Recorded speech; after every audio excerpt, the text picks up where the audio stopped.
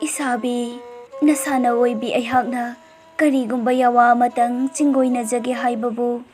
Kari yawa oirebano. Isano paima pukning chingnadana tammudo tasi. Isabi, ngarang nasana oibi aigi khomlen manglanda Isabibu tamba nupa kharana phaduna pubikhraga Isabigi tangjalurel kaktuna iril turil da thadabagi saktam ama nasana oibi aigi khomlen manglan chada uzaido aduna yaragadi Isabi na ngasi langphai chattuna taret ki senja tanba khongdoi ihulgadoribado nasana oibi aihakti khongdoi ihul tamja haning khidreda koi Isabi. Isano paima pukning henasu khanganodo.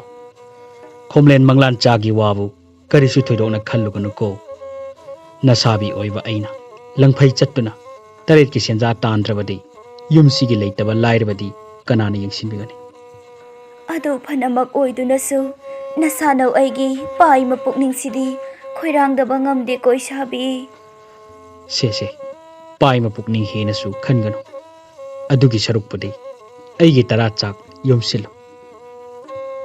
Hai, aigi imom langlendi udena. Hai, ipagi imom nangbu kaida leibage. Panthau pokpa namom sidreji kariya wachingoi nabigadaba takpiyo do panthau.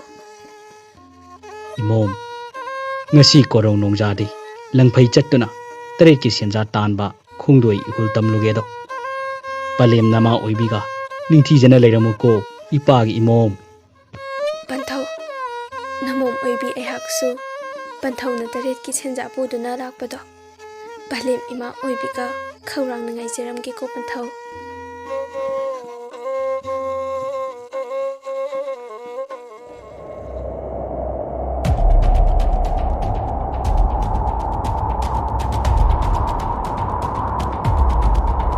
Yumsibu mi lebro langlen Ibung nachal sidare jaye kariya wa takbigadaba tadigi lurel yaudraba asiba hakchangdo iril turenda taduna lehore ha kariya wa no takbirba wafam sibu ibung palem nangbu kaida leibage.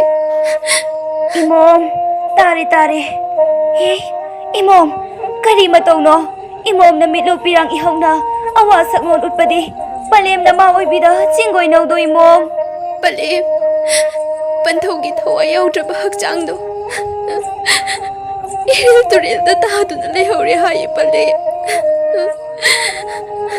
Imom, kari yawano ne imom nang nasinggoy na riba yawasi po. Singla ba yawara ne imom? Palem, singla ba yawane namom na chinggoy na riba yawase. Isabi, kari yawano tari ba yawasi po? Nasana oibi aibo kanada sinarambagi ne Isabi. Ha panthau namom bu thadokduna lamdam kaida chalabage.